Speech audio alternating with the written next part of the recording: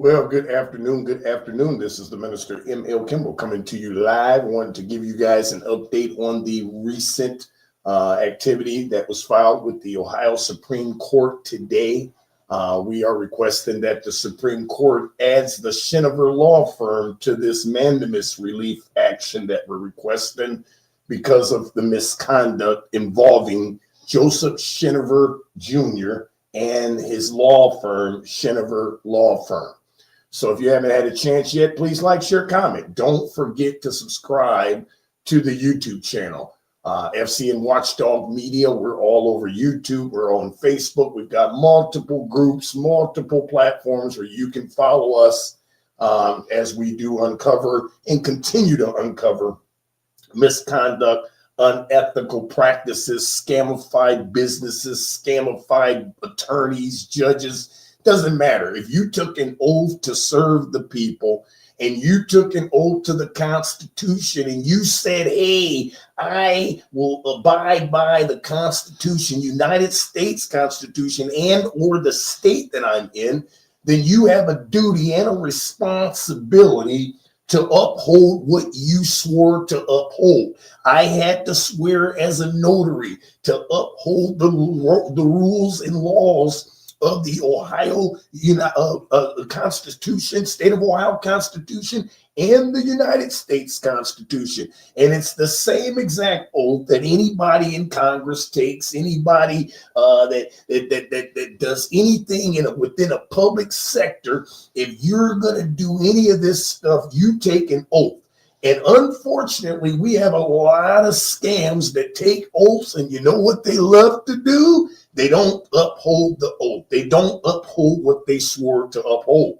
And so we're going to expose and we're going to uncover the misconduct all throughout our journey through the Supreme Court, because every single person, like I said from day one, or entity that has been involved in the destruction of the former HCV store in Swanton, Ohio, we're not going to stop until you're held accountable. In the Supreme Court of Ohio, Marquise L. Kimble, Relator, State Farm Fire and Casualty Company, Jeffrey Lee Lambert, Lori E. Thompson, Ohio Department of Insurance, Angela Terrell, Zach DeSilvis, and Michael Manahan. Those are the current respondents. Case number 2025-1257. Original action in mandamus. Relator's motion for leave to amend complaint and caption to add respondents Joseph W. Shinaver Jr. and Shinaver Law Firm with comprehensive analysis of violations and grounds for amendment. Introduction. Relator Marquise L. Kimble, by and through undersigned pro se representation, respectfully submits this motion for leave to amend the complaint and caption in the above caption original action in mandamus to add Joseph W. Shinaver Jr. and Shinaver Law Firm as respondents. This amendment is necessary and appropriate because the record, particularly Exhibits 32, 177A, and related filings dated October 24th, 2025 and December 4th, 2025, establishes that respondent Shinaver and his firm are directly involved in a pattern of unlawful digital surveillance, retaliatory legal proceedings, and constitutional rights violations that are intricately intertwined with the mandamus claims against existing respondents, and that impair Relator's ability to pursue this original action without obstruction or intimidation. The amendment will not cause undue delay or prejudice. It will permit this court to resolve the entire controversy on the merits and to address the full scope of respondents' alleged misconduct in a single unified proceeding. Accordingly, Relator respectfully requests that this motion be granted and that the proposed amended complaint and caption be accepted for filing. Legal basis for amendment. Ohio Rules of Practice and Civil Procedure permit amendment of original action complaints. The Ohio Rules of Practice authorize original actions in mandamus to proceed upon a complaint and supporting evidence. While original actions are not bound by the Ohio Rules of Civil Procedure, Ohio courts have consistently applied the liberal amendment standard of Civil Rule 15A by analogy when relators seek to amend mandamus complaints, particularly when the amendment relates to the same operative facts and legal theories. Pay attention. In state-related cases before this court, relators have successfully amended complaints to correct parties, add respondents, and clarify legal theories through motions for leave to amend, provided the court finds that the amendment is not being used to delay or harass. The amendment relates to the same operative facts in general subject matter. The respondent will not be unfairly prejudiced, and the amendment does not introduce an entirely new and separate controversy. These standards are satisfied here. Shinaver and Shinaver Law Firm are parties whose conduct directly implicates the mandamus petition. The original mandamus petition alleges that relator has been subject to unauthorized disclosure of confidential business information in violation of RC 390413, unfair and deceptive insurance practices in violation of RC 390119,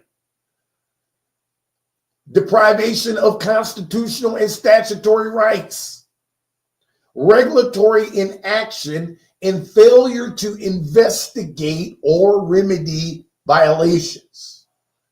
Exhibit 32 and 177A filed in this very case by relator document that attorney Joseph W. Shinaver Jr., acting as counsel for State Farm, because he has represented State Farm. I've seen that in some past doing some research. These guys have absolutely represented State Farm in the past. And affiliate respondents has engaged in unlawful digital surveillance of relator's LinkedIn profile during active mandamus litigation. Further surveillance and reporting of relator's Facebook advocacy content, filing of a false and retaliatory protection order in Ottawa County Court, settlement offers conditioning withdrawal of that order on relator toning down his public advocacy, coordination with a sitting judge to suppress relator's First Amendment speech. These actions are not tangible to the mandamus petition. They are part and parcel of the same pattern of retaliation and obstruction that this court is asked to remedy. Because Shinaver's conduct directly impairs relator's ability to pursue this mandamus action and to exercise his constitutional rights in connection with it, Shinaver and his firm are proper respondents in this original action. comprehensive analysis of violations, Ohio professional conduct rule violations, Ohio Rule of Professional Conduct 4.2, unauthorized contact in digital surveillance.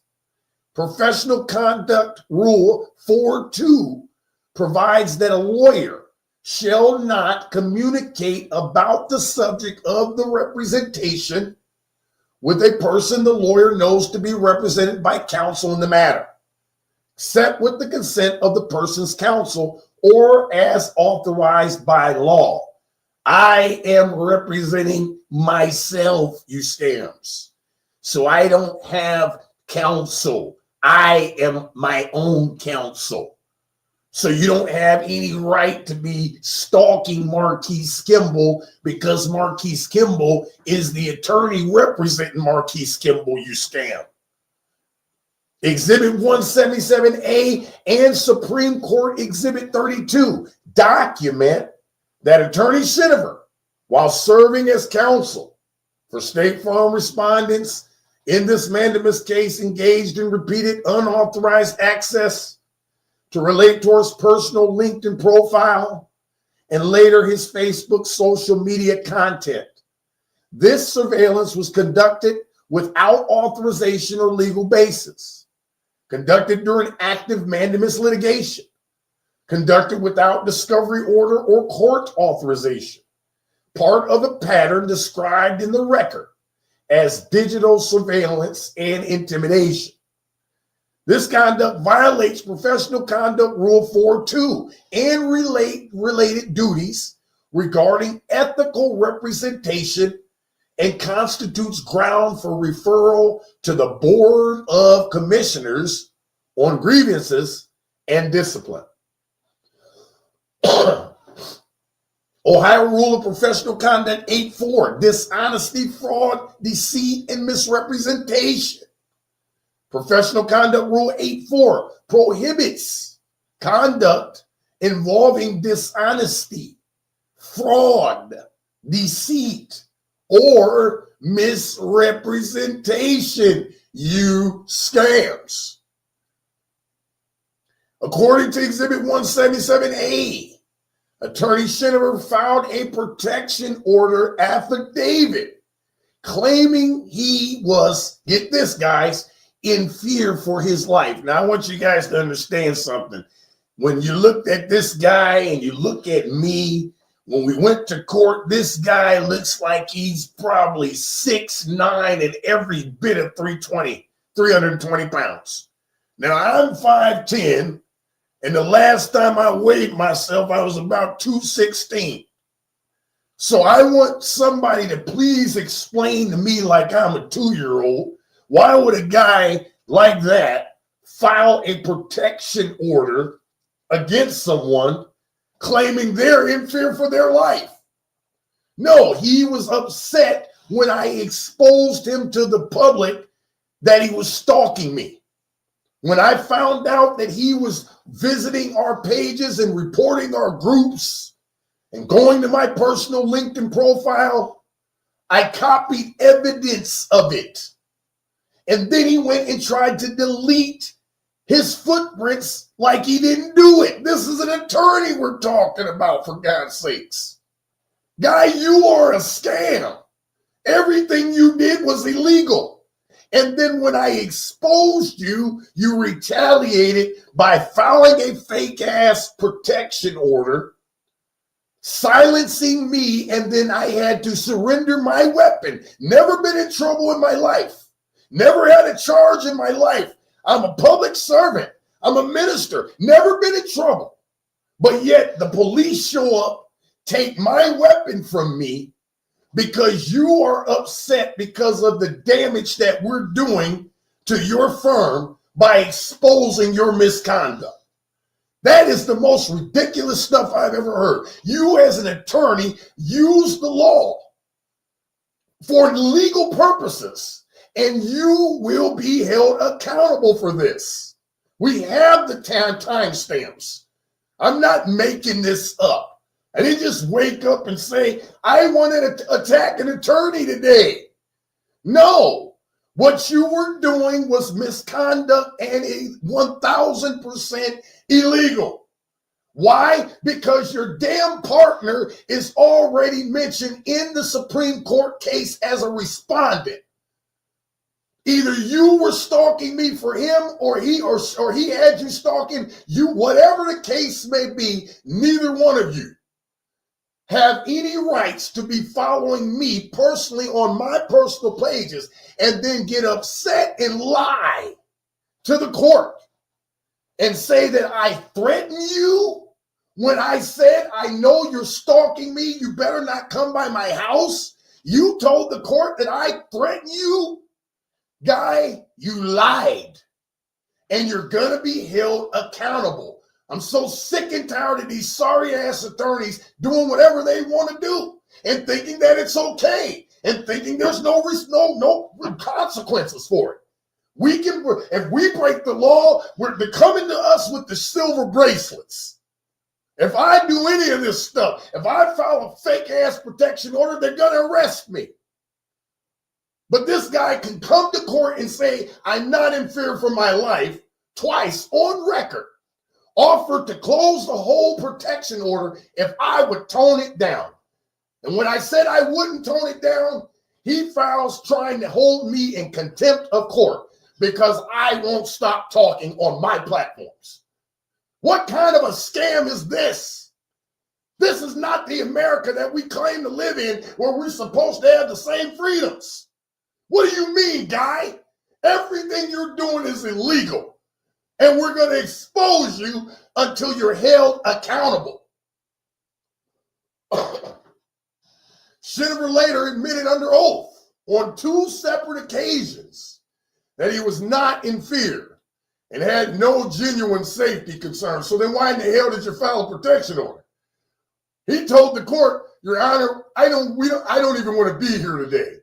Well, jackass, the only reason we're here is because you filed this protection order. You think I wanted to be there? You think my partner wanted to drive me there? You think we wanted to spend hours in court defending some scam that you started? Shinaver offered to settle and withdraw the protection order if Relator would tone down his advocacy. What law gives you the right to tell me what I can and can't say on my platforms? I'm not defaming your character. I'm telling the public what you did, you scam. Don't hire Shinaver Law Firm. It's a scam. Let me reiterate. These contradictions establish that the protection order affidavit was materially false and that Shinaver knowingly used legal process, a protection order, based on false statements to suppress Relator's protected speech. This constitutes dishonesty, deceit, and misrepresentation in violations of Professional Conduct Rule 8.4. Ohio Rule of Professional Conduct 8.4, conduct prejudicial to administration of justice. Professional Conduct Rule 8.4 prohibits conduct prejudicial to the administration of justice. Shinaver's pattern of digital surveillance, retaliatory protection order litigation, in coordination with judicial officers to suppress Relator's ability to pursue this mandamus action is conduct prejudicial to the administration of justice because it obstructs Relator's access to this court, shields Relator's ability to engage in protected advocacy regarding Supreme Court proceedings, uses judicial process as a weapon against First Amendment speech, interferes with the fair administration of this mandamus action, evidences consciousness of guilt, an attempt to obstruct judicial review. Ohio Rule of Professional Conduct 3.1, frivolous conduct. Professional Conduct Rule 3.1 provides that a lawyer shall not bring or defend a proceeding or assert or controvert an issue therein unless there is a basis in law and fact for doing so that is not frivolous. The protection order filed by Shinaver based on admitted false statements and later contradicted by his own sworn testimony constitutes frivolous use of the legal process in violation of Professional Conduct Rule 3.1. Federal constitutional violations. First Amendment, retaliation against protected speech. The First Amendment to the United States Constitution protects citizens' rights to engage in lawful speech, advocacy, and public comment on matters of public concern, particularly government action and misconduct. Exhibit 177A establishes that relator engaged in public advocacy regarding this Supreme Court case and documented misconduct by State Farm and its agents. This advocacy reached an estimated 250,000 plus individuals across multiple social media platforms. Attorney Shinaver responded by conducting unlawful digital surveillance, filing a retaliatory protection order, and attempting to suppress relator's continued advocacy. This pattern constitutes retaliation against protected speech in violation of the First Amendment. Under Pickering versus Board of Education 391 U.S. 563 1968, and progeny government actors and those acting in concert with government actors may not punish or suppress speech based on its content or viewpoint, particularly when that speech addresses government misconduct or seeks judicial relief. Second Amendment, deprivation of right to bear arms. The Second Amendment protects the right to possess firearms, especially when you've never been in trouble. The protection order obtained through Shinaver's false statements and retaliatory conduct forced relator to surrender his firearm, resulting in deprivation of Second Amendment rights without due process. This deprivation violates the Second Amendment and the Due Process Clause of the 14th Amendment. 14th Amendment, due process violations. The 14th Amendment's Due Process Clause provides that no state shall deprive any person of life, liberty, or property without due process of law. Shinaver's coordination with Judge Bruce Winters to obtain an ex parte protection order without affording relator notice, hearing, or opportunity to defend himself against false allegations violated relator's due process rights. Further, the deprivation of relator's firearm and the resulting chilling of his advocacy and ministerial activities constitute ongoing due process violations. Federal civil rights violations. 42 U.S.C. 1983. That's becoming very familiar because it's ringing the same through all of these federal cases that we're dealing with. McNeil Chevrolet, you scams. Swanton Police Department, you scams. All of you scams, you know what the law says. Deprivation of constitutional rights under the color of law. Section 1983 provides a cause of action for deprivation of constitutional rights under color of state law.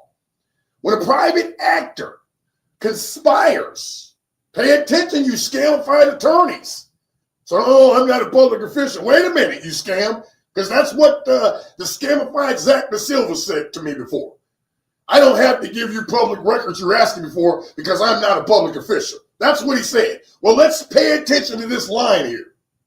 When a private actor conspires or coordinates with a state actor, such as a judge, the private actor may be liable under 1983 for deprivations of constitutional rights. So, Zach, I don't give a damn that you're not a public official. When you are a private actor and you're working in collusion with a state actor, judges, prosecutors, anybody, you can be put under the microscope, buddy. Exhibit 177A alleges that Shinaver coordinated with Judge Bruce Winters. He did. Went and got a scamified fake protection order signed without me even knowing about it. To obtain a protection order based on false allegations. resulting in deprivation of First Amendment rights, suppression of speech, deprivation of Second Amendment rights, forced firearm surrender, deprivation of 14th Amendment due process rights, ex parte order without notice or hearing. This coordination with the judicial officer places Shinaver's conduct under color of state law, making him liable under 42 U.S.C. 1983. 42 U.S.C. 1981, retaliation and interference with civil rights. Section 1981 provides that all persons have the same right to make and enforce contracts as white citizens. When discrimination or retaliation is based on race, a violation of 1981 may be established. How in the world did this happen? Well, we know that State Farm called me braggadocious and said I had a loud tie and I had on excessive jewelry. Well, I don't know what you want to call that, but that right there is already telling you what State Farm feels about black folks that come in with nice clothes on. Exhibit 177A and prior Supreme Court record establishes that Relator is an African-American minister and civil rights advocate. Relator's business, HCB Distribution Corp., is a black-owned enterprise. The pattern of misconduct by State Farm and its agents, including Shinaver's conduct, is tied to alleged racial discrimination and unfair treatment of a minority-owned business. Shinaver's retaliatory conduct targeting Relator's advocacy about this discrimination constitutes retaliation based on race and civil rights activity. This conduct violates 42 U.S.C. 1981. Ohio statutory violations. Ohio Revised Code 292145, interference with civil rights. ORC 292145 provides that no public servant shall knowingly or with reckless disregard interfere or attempt to interfere with any person's rights or privileges secured by the Constitution or by the laws of this state or the United States. Although Shinaver is not a public servant in the traditional sense, his coordination with Judge Winters and his use of the judicial process, the protection order, to suppress Relator's speech and infringe his rights constitutes actionable interference with civil rights under this statute and the doctrines permitting 1983 liability for private parties acting in concert with state actors. Ohio Revised Code 310901, civil stalking and harassment, you scams. ORC 310901 defines a pattern of conduct constituting stalking or harassment to include repeated contact or surveillance intended to cause fear or emotional distress. Shinaver's pattern of repeated unauthorized access to Relator's LinkedIn profile, further access to and reporting of Relator's Facebook content, coordinated use of legal process to threaten, intimidate, and suppress speech constitutes stalking and harassment under ORC 310901.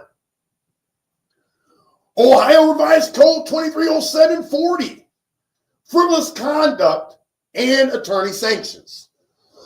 ORC 230740 authorizes courts to impose sanctions on attorneys who file frivolous actions or engage in frivolous conduct. Shinaver's filing of the protection order based on false statements and later contradicted by his own sworn testimony constitutes frivolous conduct subject to sanctions under this statute. Ohio Rules of Civil Procedure 11, sanctions for improper conduct. Although original actions in the Supreme Court are not governed by Ohio Civil Rule 11, the analogous prohibition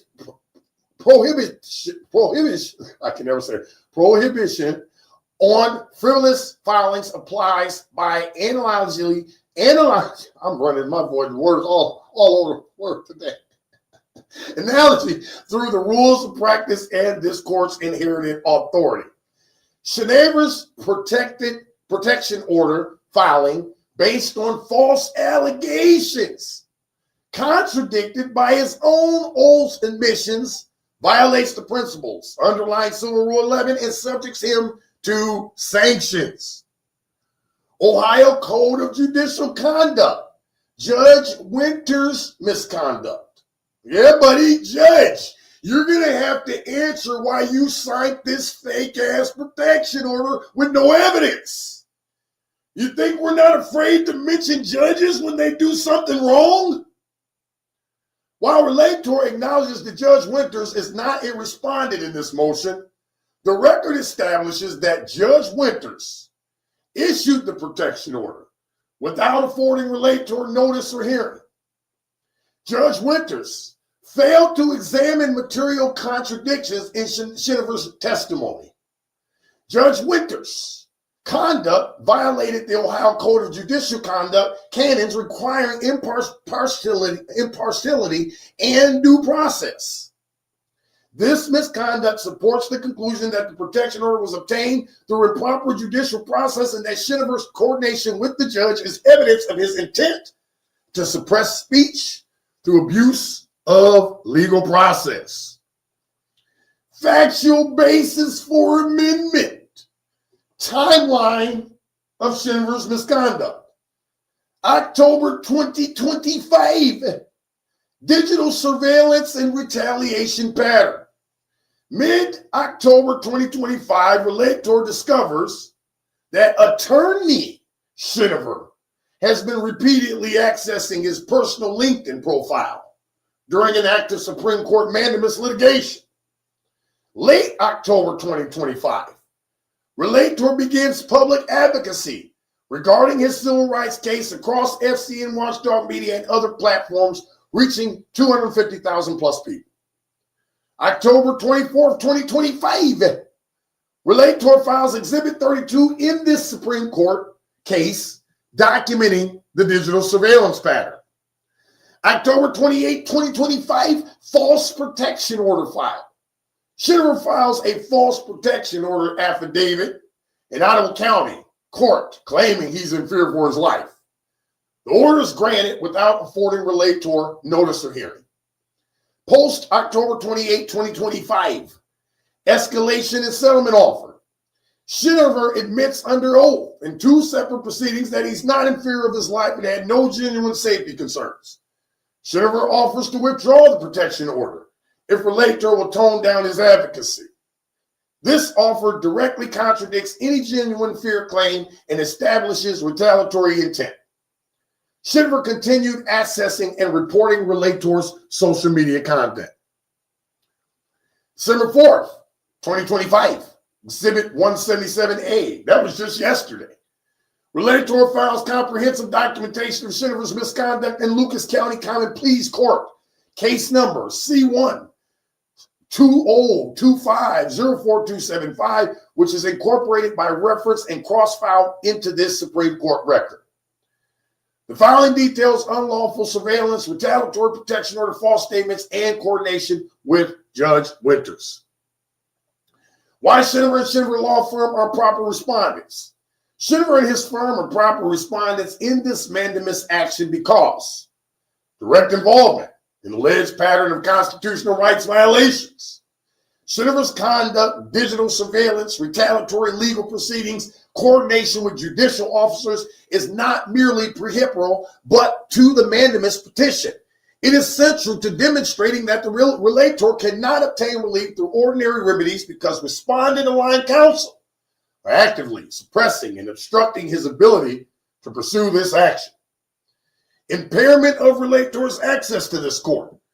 The Supreme Court's authority to manage its own docket and to ensure that original actions proceed fairly includes the authority to address conduct that directly interferes with the Relator's ability to pursue that action. Shinaver's retaliatory conduct designed to chill Relator's public advocacy about this very Supreme Court case directly impairs Relator's access to this court. So as you guys can see here, I'm filing a motion to add this scam to the Supreme Court case. I'm tired of playing the games. Same operative facts and legal theories. The amendment relates to the same operative facts, misconduct by State Farm affiliated parties targeting relators' civil rights advocacy. And the same legal theories, unauthorized disclosure, retaliation, constitutional rights deprivation as the original mandamus petition. Shinaver, as an officer of the court and as counsel for respondents in this original action, owes clear legal duties to comply with the Ohio Rules of Professional Conduct, refrain from retaliatory conduct designed to suppress relators' ability to pursue this action, refrain from engaging in conduct and prejudicial to the administration of justice, comply with constitutional protections for speech and due process, lack of adequate remedy at law, ordinary remedies such as the protection order motion, common pleas litigation, or disciplinary complaints have not stopped Shinaver's conduct or protected relators' rights. Only mandamus intervention by this court will compel Shinaver to cease retaliatory conduct and to comply with his duties to this court and to the integrity of the bar. Then it's got the new amended caption. As you can see, we're asking the Honorable Court to add the Shinaver Law Firm as well as Joseph Shinaver's scam. Timing is appropriate. This amendment is not dilatory. Relator discovered Shinaver's digital surveillance in mid-October 2025 and promptly filed Exhibit 32 on October 24th, 2025, bringing the matter before this court. The subsequent events, false protection order, sworn admission, settlement offer, further surveillance, and reporting occurred between late October and early December 2025. The filing of Exhibit 177A on December 4th, 2025, provided additional documentary support for formal amendment. Given that Shinaver's misconduct is directly tied to this mandamus action and is documented in the Supreme Court record through exhibits already filed, the timing of amendment at this juncture, before the court rules on respondents' motion to dismiss or addresses the merits of relator's mandamus claim, is appropriate and prevents unnecessary fragmentation of controversy. So we're asking the court to grant the motion to add this scam to the complaint. Why? Because he's a scam and he needs to be held accountable. And when you use the law for your own benefit so you can do whatever you want to do and you're an attorney, you're going to be held accountable for that. Nobody is going to sit back and let you get away with that. You're going to be held accountable for that. And that's what our whole goal is today, is to hold these guys accountable. Please like, share, comment. Don't forget to subscribe. Thanks for visiting us this time. Until next time, be blessed on purpose.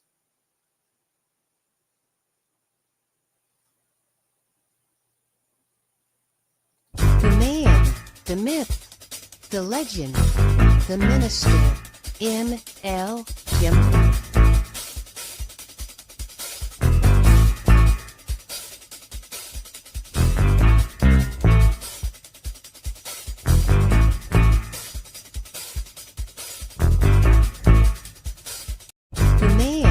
The myth, the legend, the minister, ML Kimble.